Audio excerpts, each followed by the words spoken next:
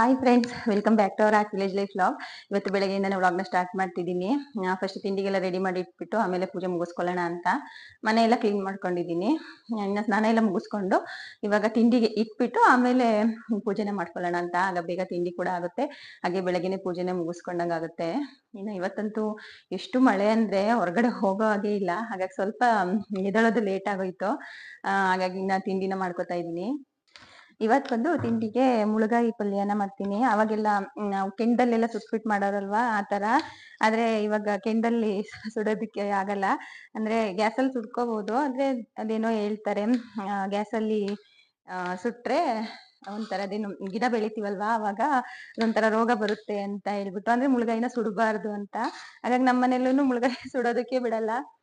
ನನಗಂತೂ ಆತರ ಪಲ್ಯ ಅಂದ್ರೆ ತುಂಬಾ ಇಷ್ಟ. ಹಾಗಾಗಿ ಅದೇ ತರ ಅಂದ್ರೆ ಬೇಯಿಸ್ಬಿಟ್ಟು ಮಾಡ್ಕೊಳ್ಳೋಣ ಅದೇ ತರ ಅಂತ.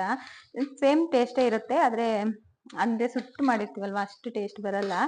ಹಾಗಾಗಿ ಫಸ್ಟ್ ಬೇಯಿಸ್ಬಿಟ್ಟು ಆಮೇಲೆ ಸೇಮ್ ಹಿಂಗ್ ಸುಟ್ಟು ಮಾಡ್ತೀವಲ್ವಾ ಅದೇ ತರ ಎಲ್ಲ ಒಗ್ಗರಣೆನ ಮಾಡ್ಕೊತಾ ಇದ್ದೀನಿ. ಇನ್ನು ಇದನ್ನು ಮಾಡ್ಕೊಳ್ಳೋದಕ್ಕೆ ಒಂದು 2 ಟೊಮೊಟೊ ಮತ್ತು 2 ಈರುಳ್ಳಿ, ಹಾಗೆ ಕಟ್ ಮಾಡಿರೋವಂಥ ಮುಳಗಾಯಿನ ಸೇರಿಸಿ ಸ್ವಲ್ಪ ಉಪ್ಪು, ಅರಿಶಿನ ಪುಡಿ, ಹಾಗೆ ಸ್ವಲ್ಪ ನೀರನ್ನ ಹಾಕಿ ಒಂದು 2 ರಿಂದ 3 ವಿಷಲ್ ತೊಗೊಂಡ್ರೆ ಮುಳಗಾಯಿ ಚೆನ್ನಾಗಿ ಬೆಂದ್ಕೊಂಡಿರುತ್ತೆ. ಇನ್ನು ಇದನ್ನು ಬೇಯೋದಕ್ಕಿಟ್ಟು ಇವತ್ತು ಸ್ವಲ್ಪ ಪೂಜೆ ಮಾಡೋಣ ಅಂತ ಬಂದೆ. ಅಂದರೆ ಕಾಮಾಕ್ಷಿ ದೀಪನ ಮಾತ್ರ ಇವತ್ತು ಪೂಜೆ ಮಾಡ್ತಿದ್ದೀನಿ. ಇವತ್ತು ಮಂಗಳವಾರ ಆಗಿರೋದ್ರಿಂದ ಕಾಮಾಕ್ಷಿ ದೀಪನ ಮಾತ್ರ ಇವತ್ತು ಪೂಜೆ ಮಾಡ್ಕೋತಾ ಇದ್ದೀನಿ. ನೆನ್ನೆ ಸೋಮವಾರನೇ ಎಲ್ಲ ದೇವ್ರ ಫೋಟೋಗಳನ್ನು ಪೂಜೆ ಮಾಡಿ ಕಾಮಾಕ್ಷಿ ದೀಪಕ್ಕೆ ಬರೀ ದೀಪನ ಕಚ್ಚಿಬಿಟ್ಟಿದ್ದೆ. ಇನ್ನು ಮಂಗಳವಾರ ಮತ್ತು ಶುಕ್ರವಾರ ಈ ದೀಪನ ಪೂಜೆ ಮಾಡೋದ್ರಿಂದ ಮನೆಗೆ ತುಂಬ ಒಳ್ಳೆಯದಾಗುತ್ತೆ ಅಂತ ಹೇಳ್ತಾರೆ. ಹಾಗಾಗಿ ಇವತ್ತು ಪೂಜೆ ಮಾಡ್ಕೋತಾ ಇದ್ದೀನಿ. ಮನೇಲಿ ಕಾಮಾಕ್ಷಿ ದೀಪನ ಇಟ್ಟು ಪೂಜೆ ಮಾಡಿದ್ರೆ ಪ್ರತಿದಿನ ದೀಪ ಕಚ್ಚಲೇಬೇಕು ಅಂತ ಹೇಳ್ತಾರೆ. ಹಾಗಾಗಿ ನಾನು ಈಗ ಒಂದು 2 ವಾರದಿಂದ ಕಚ್ತಾ ಇದ್ದೀನಿ. ಫಸ್ಟು ಪೂಜೆ ಮಾಡ್ತಿದ್ದೆ, ಆದರೆ ಆಮೇಲೆ ಸ್ವಲ್ಪ ಆಗಲಿಲ್ಲ. ಹಾಗಾಗಿ ಈಗ ಒಂದು 2 ವಾರದಿಂದ ಮತ್ತೆ ಪೂಜೆ ಮಾಡೋದಕ್ಕೆ ಸ್ಟಾರ್ಟ್ ಮಾಡಿದ್ದೀನಿ. ಇದನ್ನು ನಾನು ಸಾಮಾನ್ಯವಾಗಿ ಮಂಗಳವಾರ ಮತ್ತು ಶುಕ್ರವಾರ ದೀಪನ ತೊಳಿಬಾರ್ದು. ಹಾಗಾಗಿ ನಿನ್ನೆ ರಾತ್ರಿನೇ ಎಲ್ಲ ತೊಳೆದು ಎತ್ತಿಟ್ಕೊಂಡಿರ್ತೀನಿ. ಇವಾಗ ಬರೀ ಪೂಜೆ ಮಾತ್ರ ಮಾಡ್ಕೋತೀನಿ. ಇನ್ನು ಶುಕ್ರವಾರ ದೇವ್ರ ಫೋಟೋ ಮತ್ತು ಈ ದೀಪ ಎರಡನ್ನೂ ಸೇರಿಸಿ ಪೂಜೆನ ಮಾಡ್ಕೋತೀನಿ. ಇನ್ನು ಪೂಜೆ ಎಲ್ಲ ಮುಗಿಸ್ಕೊಂಡು ಬಂದೆ. ಅಷ್ಟರೊಳಗಡೆನೇ ಇನ್ನು ಕುಕ್ಕರಿಗೆ ಇಟ್ಟಿದ್ನಲ್ವ, ಅದು ಕೂಡ ರೆಡಿಯಾಗಿತ್ತು. ಇದನ್ನು ಚೆನ್ನಾಗಿ ಬೆಂದ್ಕೊಂಡಿತ್ತು. ಇನ್ನು ಸ್ವಲ್ಪ ನೀಟಾಗಿ ಈ ಥರ ಸೌಟಿಂದ ಸ್ವಲ್ಪ ಹಿಂಗೆ ಇದು ಮಸ್ಕೋಬೋದು, ಅಥವಾ ಕೈಯಿಂದನೇ ತಣ್ಣಗಾದ್ಮೇಲೆ ಕೈಯಿಂದನೇ ಕೂಡ ಮಾಡ್ಕೋಬೋದು. ಅದನ್ನು ನೀಟಾಗಿ ಎಲ್ಲ ಸ್ಮ್ಯಾಶ್ ಮಾಡಿಬಿಟ್ಟು ಇನ್ನು ಒಂದು ಕಡಾಯಿಗೆ ಎಣ್ಣೆ, ಸಾಸಿವೆ, ಜೀರಿಗೆ, ಕರಿಬೇವು, ಸ್ವಲ್ಪ ಬೆಳ್ಳುಳ್ಳಿ, ಈರುಳ್ಳಿ ಎಲ್ಲನೂ ಚೆನ್ನಾಗಿ ಫ್ರೈ ಮಾಡಿಕೊಂಡು, ಇನ್ನು ಎಲ್ಲ ಫ್ರೈ ಆದಮೇಲೆ ಅದಕ್ಕೆ ಏನು ಮಸ್ತ್ ಇಟ್ಕೊಂಡಿದ್ವಲ್ವ ಆ ಮುಳಗಾಯಿನ ಸೇರಿಸ್ಬಿಟ್ಟು ಚೆನ್ನಾಗಿ ಮಿಕ್ಸ್ ಮಾಡಿ ಸ್ವಲ್ಪ ಹಸಿ ಸ್ಮೆಲ್ಲೆಲ್ಲ ಹೋಗೋವರೆಗೂ ಮತ್ತು ನೀರು ಸ್ವಲ್ಪ ಡ್ರೈ ಆಗೋವರೆಗೂ ಈ ಥರ ಬೇಯೋದಕ್ಕೆ ಬಿಡಬೇಕು. ಇನ್ನು ಇದನ್ನು ಬೇಯೋದಕ್ಕೆ ಬಿಟ್ಬಿಟ್ಟು 1-2 ಅಣಬೆ ಸಿಕ್ಕಿದ್ವು, ಅಂದರೆ ಹುಲ್ಲಣಬೆ. ಬೆಳಗ್ಗೆ ಇವರು ಅಲ್ಲಿ ಹಸು ಕಟ್ಟಬೇಕಾದ್ರೆ ಇದ್ವು ಅಂತ. ಇಲ್ಲೆಲ್ಲ ಸ್ವಲ್ಪ ಹುಲ್ಲೆಲ್ಲ ಜಾಸ್ತಿ ಇದೆಯಲ್ವ, ಹಾಗಾಗಿ ಅವಾಗವಾಗ ಸಿಗ್ತಾನೆ ಇರ್ತವೆ, 1 ಅಥವಾ 2. ಅದನ್ನು ಕ್ಲೀನ್ ಮಾಡ್ಕೊತಾ ಇದ್ದೆ. ಇನ್ನು ಅಷ್ಟರೊಳಗಡೆ ಇದನ್ನು ಸಹ ಸ್ವಲ್ಪ ಡ್ರೈ ಆಗಿತ್ತು. ಇನ್ನು ಅದಕ್ಕೆ ಒಂದು ಅರ್ಧ ಸ್ಪೂನ್ ಆಗೋಷ್ಟು ಧನಿಯಾ ಪುಡಿ, ಅರ್ಧ ಸ್ಪೂನ್ ಖಾರ ಪುಡಿ ಮತ್ತು 1 ಸ್ಪೂನ್ ಆಗೋಷ್ಟು ಗರಂ ಮಸಾಲೆ, ಸ್ವಲ್ಪ ಜೀರಿಗೆ ಪುಡಿನ ಸೇರಿಸಿ ಚೆನ್ನಾಗಿ ಮಿಕ್ಸ್ ಮಾಡಿಕೊಂಡು ಒಂದು 3 ರಿಂದ 4 ನಿಮಿಷ ಮೀಡಿಯಮ್ ಫ್ಲೇಮಲ್ಲೇ ಬೇಯಿಸ್ಕೋಬೇಕಾಗುತ್ತೆ. ಅದು ಫುಲ್ ನೀರೆಲ್ಲ ಸ್ವಲ್ಪ ಡ್ರೈ ಆಗಬೇಕು, ಅಲ್ಲಿವರೆಗೂ ಬೇಯಿಸ್ಕೋಬೇಕು. ಇನ್ನು ಇದೆಲ್ಲ ಫುಲ್ ಡ್ರೈ ಆದಮೇಲೆ ಅದಕ್ಕೆ ಲಾಸ್ಟಲ್ಲಿ ಸ್ವಲ್ಪ ಕೊತ್ತಂಬರಿ ಸೊಪ್ಪನ್ನು ಸೇರಿಸಿ ಚೆನ್ನಾಗಿ ಮಿಕ್ಸ್ ಮಾಡಿಕೊಂಡು ಫ್ಲೇಮ್ನ ಆಫ್ ಮಾಡಿದ್ರೆ ಈ ಮುಳಗಾಯಿ ಪಲ್ಯ ರೆಡಿನೇ ಆಗೋಗ್ಬಿಡುತ್ತೆ. ಏನು ಸುಟ್ಟು ಮಾಡ್ತೀವಲ್ವ, ಸೇಮ್ ಅದೇ ಥರ ಟೇಸ್ಟೇ ಬರುತ್ತೆ ಅಂತಲೇ ಹೇಳ್ಬೋದು. ಇನ್ನು ಪಲ್ಯ ಏನೋ ರೆಡಿ ಆಯಿತು, ಆದರೆ ರೊಟ್ಟಿ ಇನ್ನೂ ಆಗಿರಲಿಲ್ಲ. ಹಾಗಾಗಿ ಅಷ್ಟರೊಳಗೆ ಸ್ವಲ್ಪ ಹಾಲನ್ನ ಕಾಯೋದಕ್ಕೆ ಇಟ್ಕೊಳ್ಳೋಣ ಅಂತ ಹೇಳಿ ಹಾಲನ್ನ ಕಾಯಿಸ್ತಾ ಇದ್ದೀನಿ. ಈಗ ಸ್ವಲ್ಪ ಹಸಿರೆಲ್ಲ ಜಾಸ್ತಿ ಇರೋದ್ರಿಂದ ಹಸುನು ಜಾಸ್ತಿನೇ ಹಾಲು ಕೊಡ್ತಾ ಇದೆ. ಆದರೆ ಮಳೆ ಇರೋದ್ರಿಂದ ನಾವು ಸ್ವಲ್ಪ ಮೊಸರು, ಮಜ್ಜಿಗೆನ ಕಡಿಮೆ ಯೂಸ್ ಮಾಡ್ತಾಯಿದ್ದೀವಿ. ಹಾಗಾಗಿ ಇವತ್ತು ಪನ್ನೀರನ್ನ ಮಾಡ್ಕೊಳ್ಳೋಣ ಅಂತ ಹೇಳಿಬಿಟ್ಟು ಹಾಲನ್ನ ಕಾಯಿಸ್ತಾ ಇದ್ದೀನಿ. ಒಂದು 2 ಲೀಟ್ರ್ ಆಗೋವಷ್ಟೇ ಹಾಲಿದೆ, ಹಾಗಾಗಿ ಸ್ವಲ್ಪ ಜಾಸ್ತಿ ಪನ್ನೀರೇ ಸಿಗುತ್ತಲ್ವ, ಹಾಗಾಗಿ ಮಾಡ್ಕೊಳ್ಳೋಣ ಅಂತ. ಇನ್ನು ರೊಟ್ಟಿನ ಕೂಡ ಮಾಡ್ಕೋತಾ ಇದ್ದೆ. ಇನ್ನು ನನ್ನ ಮಗ ಯಾವ ಥರ ಅಂದರೆ, ಈ ರೊಟ್ಟಿ ಚಪಾತಿ ಎಲ್ಲ ಮಾಡಬೇಕಾದ್ರೆ ಅವನದು ಒಂದು ಇರಬೇಕು, ಅಂದರೆ ನಂದು ಒಂದು ಚಿಕ್ಕ ರೊಟ್ಟಿ ಅಥವಾ ಚಪಾತಿ ಅಂತ ಹೇಳಿಬಿಟ್ಟು ಅವನು ಜೊತೆನೇ ಮಾಡ್ಕೋತಾ ಇರ್ತಾನೆ. ರೊಟ್ಟಿ ಮತ್ತು ಚಪಾತಿ ಮಾಡಿದ್ರೆ ಅವನು ಸ್ವಲ್ಪ ಅಡುಗೆ ರೂಮಲ್ಲೇ ಜಾಸ್ತಿ ಇರ್ತಾನೆ ನೋಡಿ, ಆ ಥರ ಲಾಸ್ಟಲ್ಲಿ ಅವನದೊಂದು ಮಾಡ್ಕೋಬೇಕು. ಇನ್ನು ತಿಂಡಿಗೆಲ್ಲ ರೆಡಿ ಆಯಿತು. ಇನ್ನು ಇವರಿಗೂ ಹಾಕ್ಕೊಟ್ಟು ನಾನು ಕೂಡ ತಿಂಡಿನ ಹಾಕೋತಾ ಇದ್ದೀನಿ. ನಾನಿವತ್ತು ಪಲ್ಯದ ಜೊತೆ ಸ್ವಲ್ಪ ಅಣಬೆ ಸಿಕ್ಕಿದ್ವಲ್ವ, ಅಣಬೆ ಮತ್ತು ಮೊಟ್ಟೆನ ಹಾಕಿ ಚೆನ್ನಾಗಿ ಫ್ರೈ ಮಾಡ್ಕೊಂಡಿದ್ದೆ. ಇನ್ನು ಅಣಬೆ ಅಂತೂ ಎಷ್ಟು ಚೆನ್ನಾಗಿರುತ್ತೆ ಅಂದರೆ, ಒಂದು 2 ಸಿಕ್ಕಿತ್ತಲ್ವ, ಸ್ವಲ್ಪ ಕ್ವಾಂಟಿಟಿ ಕಡಿಮೆ ಆಗುತ್ತೆ ಅಂತ ಹೇಳ್ಬಿಟ್ಟು ಅದ್ರ ಜೊತೆ ಮೊಟ್ಟೆನ ಹಾಕಿ ಫ್ರೈ ಮಾಡ್ಕೊಂಡಿದ್ದೀನಿ. ರಾತ್ರಿಯಿಂದ ಒಂದೇ ಸಮ ಬರ್ತೈತೆ, ನಾನ್ ಸ್ಟಾಪ್. ಇವ್ರಿಗೆ ಖುಷಿ ಆಗ್ತೈತೆ ಅಂತ ಮಳೆ ಬರ್ತಾ ಇರೋದಕ್ಕೆ. ಹಸು ಎಲ್ಲ ಹೊರಗಡೆ ಕಟ್ಟಾಕಿದ್ರು, ಈಗ ಅದಕ್ಕೆ ಮತ್ತೆ ಒಳ ಕಟ್ಟಾಕ್ತೀನಿ ಅಂತ ಹೋದ್ರು. ಹೊರಗಡೆನೇ ಹೋಗೋಕ್ಕಾಗ್ತಿಲ್ಲ, ಅಷ್ಟು ಮಳೆ ಬರ್ತಾ ಇರೋದು. ನೆನ್ನೆ ಹಗಲಿರಲಿಲ್ಲ, ರಾತ್ರಿಯಿಂದ ಸ್ಟಾರ್ಟ್ ಆಗಿರೋದು, ಇನ್ನೂ ಬಿಟ್ಟಿಲ್ಲ, ಬರ್ತಾನೆ ಇದೆ.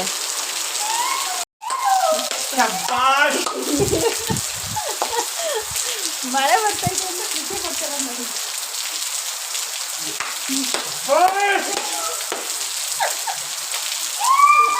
ಮಳೆ ಜಾಸ್ತಿ ಆಗಿ ಒಂಥರ ಬ್ರೈನ್ ಒಂಥರ ಆಗ್ತೈತಲ್ವಾ.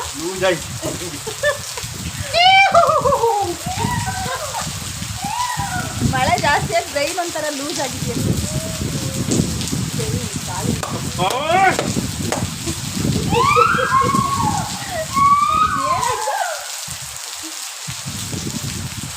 ಏನಾಯ್ತು ಗೊತ್ತಿಲ್ಲ. ಇವರು ಏನಕ್ಕೆ ಆ ಥರ ಮಾಡಿದೆ ಅಂತ ಹೇಳ್ಬಿಟ್ಟು ಒಂದು ಫ್ಲ್ಯಾಶ್ ಬ್ಯಾಕ್ನ ಹೇಳ್ತಿದ್ದಾರೆ. ಅಂದರೆ ಅವರು ಅರುಣಾಚಲದಲ್ಲಿದ್ದಾಗ ಒಬ್ಬರು JCO ಆ ಥರ ಮಾಡಿದ್ರು, ಏನಕ್ಕೆ ಹಂಗೆ ಮಾಡಿದ್ರು ಅಂತ ಒಂದು ಹಾಗೆ ಮೆಮೊರಿನ ಶೇರ್ ಮಾಡ್ತಾರೆ. ಯಾವಾಗಲೂ ಅಷ್ಟೇ, ಏನಾದರೂ ಮಾಡ್ತಿದ್ದಾರೆ ಅಂದರೆ ಆರ್ಮಿದು ಏನಾದರೂ ಲಿಂಕ್ ಇಟ್ಕೊಂಡೇ ಮಾಡ್ತಿರ್ತಾರೆ. ಅಲ್ಲಿದ್ದೇನಾದರೂ ಕಾಮಿಡಿ ಇದ್ದರೆ ಅದನ್ನು ನನಗಂತೂ ಯಾವಾಗಲೂ ಹೇಳ್ತಾನೆ ಇರ್ತಾರೆ. ಇನ್ನು ಸಂಜೆಯಿಂದ ಮತ್ತೆ ವ್ಲಾಗ್ನ ಸ್ಟಾರ್ಟ್ ಮಾಡ್ತಿದ್ದೀನಿ. ಮಳೆ ಅಂತೂ ಫುಲ್ ಕಂಪ್ಲೀಟಾಗಿ ನಿಂತೋಗ್ಬಿಟ್ಟಿದೆ ಇವಾಗ. ಹಾಗಾಗಿ ಅಲ್ಲೊಂದು ಹಕ್ಕಿ ಗೂಡು ಕಟ್ಟಿತ್ತು, ಅದು 3 ಮೊಟ್ಟೆನ ಇಟ್ಟಿದೆ. ಹಾಗಾಗಿ ಸ್ವಲ್ಪ ಗೂಡು ಕೆಳಗಡೆ ಬಿದ್ದೋಗೋಕ್ಕಾಗ್ಬಿಟ್ಟಿದೆ ಈ ಮಳೆ ಬಂದುಬಿಟ್ಟು. ಹಾಗಾಗಿ ಅಲ್ಲಿ ಹೋಗ್ಬಿಟ್ಟು ಹಕ್ಕಿ ಇದೆಯಾ ಅಥವಾ ಗೂಡೇನಾದರೂ ಬಿದ್ದೋಗಿದೆಯಾ ಅಂತ ನೋಡೋಣ ಅಂತ ಹೋಗ್ತಾ ಇದ್ದೀವಿ. ಬೇಜಾರಾಯ್ತು, ಸ್ವಲ್ಪ ಏನು ಮಾಡುತ್ತೆ ಅಂತ ನೋಡಿ. ಈ ಕಡ್ಡಿಗೆನಾ ನೋಡಿ, ಅಲ್ಲಿ ಮರಿ ಮಾಡಿದ ಹತ್ರ ಹೋಗಲ್ಲ. ಅದು ಹತ್ರ ಹೋದ್ರೆ ಥರ ಹೆದ್ರು ಕಳುತ್ತೆ ಅಂತ ನಾವು ಹತ್ರ ಹೋಗ್ತಿಲ್ಲ. 3 ಮೊಟ್ಟೆ ಮಾಡಿದೆ. ಯಾವಾಗ ನೋಡಿದ್ರು ಕೂತಿರುತ್ತೆ, ನನ್ನನ್ನೇ ನೋಡ್ತೈತೆ.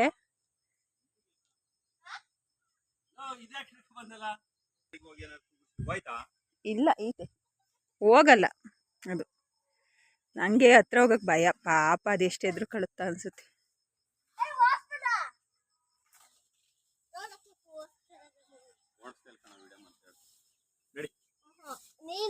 ಅಯ್ಯೋ ಹಾರೋಯ್ತು. ಹೋದ್ರು ಎಲ್ಲಿ ಹಿಂಗಾಯ್ತು ನೋಡಿ. ಅವು ಮರಿ ಸಾಮಾನ್ಯ ನೀಟಾಗಿ ಮಾಡ್ಕೊಂಡಿರ್ತಾವ ಕಣ್ರಿ. ಅಲ್ಲೇ ನೋಡಿ ಮೊಟ್ಟೆ, 3 ಮೊಟ್ಟೆ. ಪುಟಾಣಿ ಮರಿ ಅದು. ನಮ್ಮನೆ ಪಾರಿವಾಳದ ಕಲರ್ ಇದೆ ಅಲ್ವಾ. ಎಂತ ಮರಿ ಇರ್ಬೋದು ಅದು? ಎಂತ ಮರಿ ಇರ್ಬೋದು ಅಂದ್ರೆ ಅದು ಹೆಸರೇನು? ನೀವೇ ಬೀಳ್ಸಿರ ಅದು ಎದ್ರಕಂತ ಎಲ್ಲಿಗೆ ಹೋಯ್ತ ಪಾಪ. ನೆನ್ನೆ ಇವನೊಂದ್ಸಲ ಓಡಿಸಿನಾ ಮಗ, ಕಲರ್ ಮ್ಯಾಚ್ ಆಗ್ತೈತೆ ನಿನ್ ಶರ್ಟಿಗೂ ಕೋಳಿಗೂ. ಬಿದ್ದೋಗಕ್ಕಾಗಿತ್ತೆ ಗೂಡು. ಕಡ್ಡಿ ಕೊಡ್ತಾರಂತ ಇವಾಗ ಅದಕ್ಕೆ ಪೈಪ್ ಕೊಡ್ತೀರಾ? ಹಾ, ಇಷ್ಟು ಕೆಳಗೆ ಐತಲ್ಲ, ಮುಂಗ್ಸಿ ಒಂದು ಜಂಪ್ ಮಾಡಿರ್ ಸಿಗುತ್ತೆ. ಅದು ಗೂಡು ಮುಕ್ಬೇಡಿ.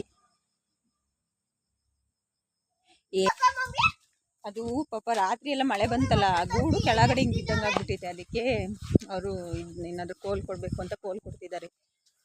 ರಾತ್ರಿ ಎಲ್ಲ ಪಾಪ ಎಷ್ಟು ಮಳೆ ನೆನೀತು. ಅದು ಮರಿ ಮಾಡ್ತೈತೆ ಕಣಮ್ಮ, ಮೊಟ್ಟೆ ಆಯ್ತು. ಅದು ಎಷ್ಟು ಕೆಳಗಡೆ ಗೂಡು ಕಟ್ಟಿದೆ ಅಂದ್ರೆ ಮುಂಗ್ಸಿ ಬೆಕ್ಕು ಆರಾಮಾಗಿ ಅದು ಹಿಡ್ದಾಕ್ಬೋದು, ಅಷ್ಟು ಕೆಳಗಡೆ ಗೂಡು ಕಟ್ಟಿದ್ದೇನೆ. ಬೀಳಲ್ಲ, ಸಾಮಾನ್ಯ ಮೊಟ್ಟೆ ಬಿಟ್ಟು ಅಷ್ಟು ಸುಲಭವಾಗಿ ಹೋಗಲ್ಲ ಅನ್ಕೊಂತೀನಿ. ಹಿಂಗೇನಾದ್ರೂ ಮಾಡ್ತಾನೆ ಇರ್ತೀರಲ್ವಾ? ಏನ್ ಮಾಡೋದು, ಏನಾದ್ರು ಮಾಡೋದು. ನಾವು ಹಕ್ಕಿ ಇದ್ ಮಾಡ್ಬಿಟ್ಟು ಸ್ವಲ್ಪ ಸೌಂಡ್ ಆದ ತಕ್ಷಣ ಹಿಂಗ್ ಬಾಯಿ ಕಡಿತಾವಲ್ಲ, ಅವಾಗ ಆ ಟೈಮಲ್ಲಿ ನೋಡಕ್ ಚಂದ. ಹಕ್ಕಿ ಮರಿ ಮಾಡಿ ಏನಾದ್ರು ಮಾಡು. 3 ಮೊಟ್ಟೆ ತಂದಿದ್ದಾರೆ ಕಾಡ್ಕೋಳಿದ. ಇವ್ರಿಗೆ ಮಾತ್ರ ಕಣ್ಣಿಗೆ ಬೀಳೋದು ಕಾಡ್ಕೋಳಿ ಮೊಟ್ಟೆ, ಈ ತರ ಹಕ್ಕಿ ಗೂಡು ಅದೆಲ್ಲವ ಏನಾದ್ರು ಮಾಡ್ತಿರ್ತಾರೆ. ಅದು ಎಷ್ಟು ಮೊಟ್ಟೆ ಇಟ್ಟಿದ್ದು? 8 ಮೊಟ್ಟೆ ಇಟ್ಟಿದ್ವಂತೆ. ಅದ್ರಲ್ಲಿ 3 ತಗೊಂಡು ಬಂದು ಮರಿ ಮಾಡಿಸಿದ್ದಾರೆ. ಈ ತರ ಏನಾದ್ರೂ ಒಂದೊಂದು ಮಾಡ್ತಾನೆ ಇರ್ತಾರೆ. ಈಗ ಅಕ್ಕಿ ಗೂಡು ಪಾಪ ಬಿದ್ದೋಗಕ್ಕಾಗಿತ್ತು, ಅದನ್ನ ಈಗ ಸರಿ ಮಾಡಿದ್ರು. ಇವಾಗ ಕೆರೆಯಲ್ಲಿ ಮೀನ್ ನೋಡ್ಬೇಕಂತೆ, ಮೀನು ಎಷ್ಟು ದಪ್ಪ ಇದಾವೆ ಅಂತ. ಹಂಗಾಗಿ ಮತ್ತೆ ಕೆರೆ ತುಂಬೋಗಿದೆಯಂತೆ, ಹಾಗಾಗಿ ಕೆರೆ ನೋಡ್ಕೊ ಬರಕ್ ಹೋಗ್ತಾ ಇದೀವಿ. ತುಂಬ ಮಳೆ ಬಂದಿದೆ ಅಂದ್ರೆ ರಾತ್ರಿ ನಾವಿಲ್ಲಿ ನಡ್ಕೊಂಡು ಹೋಗ್ತಿದ್ವಲ್ಲ, ಅಲ್ಲಿ ಕೆರೆ ಫುಲ್ಲು ಹೋಗ್ಬಿಟ್ಟಿದೆ. ಅಷ್ಟು ಮಳೆ ಬಂದಿರೋದು. ಅದು ಒಂದೇ ದಿನದೊಂದು ಮಳೆ, ರಾತ್ರಿ ಒಂದು ಮಳೆಗಷ್ಟೇ. ಅಲ್ಲಿ ಬರ್ಬೇಕಾ?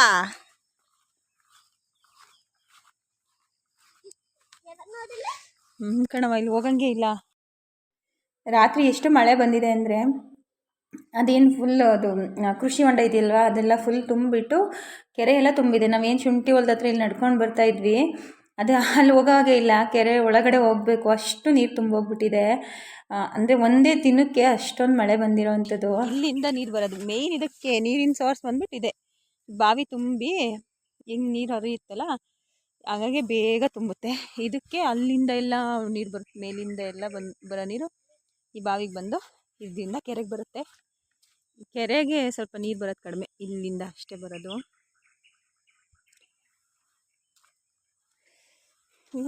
ಇಷ್ಟು ಚೆನ್ನಾಗಿ ನೀರು.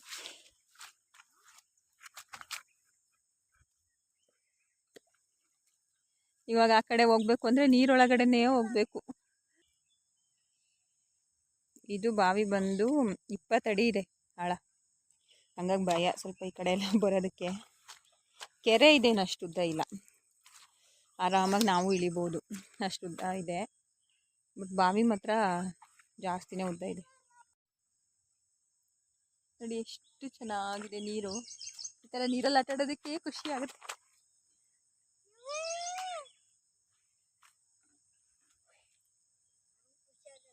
ಏಕೆ? ಶುಂಠಿ ಹೊಲ್ದ ಹತ್ರ ಹೋಗಿ ಬಂದ್ವಿ. ಶುಂಠಿ ಹೊಲ್ದ ಹತ್ರ ಹೋಗಿ ಅಲ್ಲಿಂದ ಇವಾಗ ಬಂದ್ವಿ.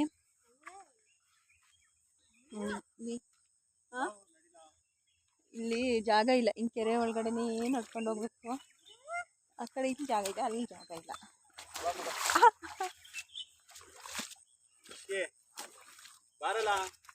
ಅವನ್ನ ಎತ್ಕೊಳ್ಳಿ.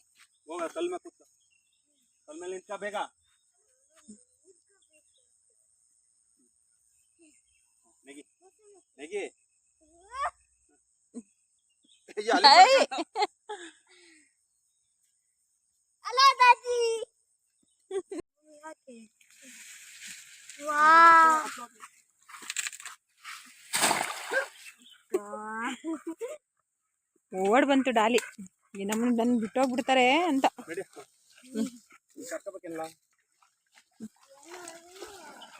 ಇದೇನಕ್ಕೋ ಬೇಕಂತೆ, ಅಂದರೆ ಅಲ್ಲಿ ಚಪ್ರ ಹಾಕ್ತಿದಾರಲ್ಲ ಅದಕ್ಕೆ ಒಂದು ಕೊನೆ ಕಟ್ಕೊಂಡಿದ್ದಾರೆ. ತಕ್ಷಿ ಸುಮ್ಮನಿರೋ.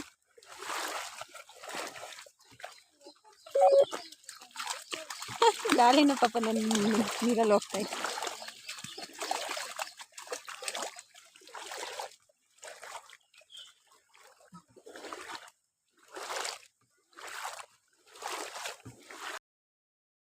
ಇನ್ನು ಕೆರೆ ಹತ್ರ ಬಂದು ನೀರು ಎಷ್ಟು ತುಂಬಿದೆ ಅಂತ ಎಲ್ಲ ನೋಡಿಕೊಂಡು ಇನ್ನು ಶುಂಠಿ ಹೊಲ್ದ ಹತ್ರ ಹೋಗಿ ಸ್ವಲ್ಪ ನೀರೇನಾದರೂ ಕಟ್ಕೊಂಡಿದ್ರೆ ನೀರು ಹೊರಡಿಸ್ಬಿಟ್ಟು ಬರೋಣ ಅಂತ ಹೋದ್ವಿ. ಹಾಗೆ ನೀರು ಸ್ವಲ್ಪ ಎಲ್ಲ ಓಡಿಸಿ ಮನೆ ಹತ್ರ ಹೊರಟ್ವಿ. ಇನ್ನು ಮನೆಗೆ ಹೋಗೋಷ್ಟರೊಳಗೆ ಸಂಜೆ ಆಯಿತು. ಇನ್ನು ಹೋಗಿ ಹಸುಗಳಿಗೆಲ್ಲ ಮೇವು ಹಾಕಿಬಿಟ್ಟು ಇನ್ನು ಮಾಮೂಲಿ ಡೈಲಿ ರೊಟೀನ್ ಅಷ್ಟೇ. ಹಾಗೆ ಇವತ್ತಿನ ವಿಡಿಯೋನ ಇಲ್ಲಿಗೆ ಎಂಡ್ ಮಾಡ್ತಾಯಿದ್ದೀನಿ. ಯಾರಿಗೆಲ್ಲ ಇವತ್ತಿನ ವಿಡಿಯೋ ನಿಮಗೆ ಸ್ವಲ್ಪನಾದರೂ ಇಷ್ಟ ಆಗಿದ್ದರೆ ದಯವಿಟ್ಟು ಒಂದು ಲೈಕ್ ಮಾಡಿ. ಹಾಗೆ ನಮ್ಮ ಚಾನಲ್ನ ಇನ್ನೂ ಸಬ್ಸ್ಕ್ರೈಬ್ ಮಾಡದೆ ವಾಚ್ ಮಾಡ್ತಿದ್ರೆ ದಯವಿಟ್ಟು ಸಬ್ಸ್ಕ್ರೈಬ್ ಮಾಡಿ ವಿಡಿಯೋನ ವಾಚ್ ಮಾಡಿ. Thank you for watching.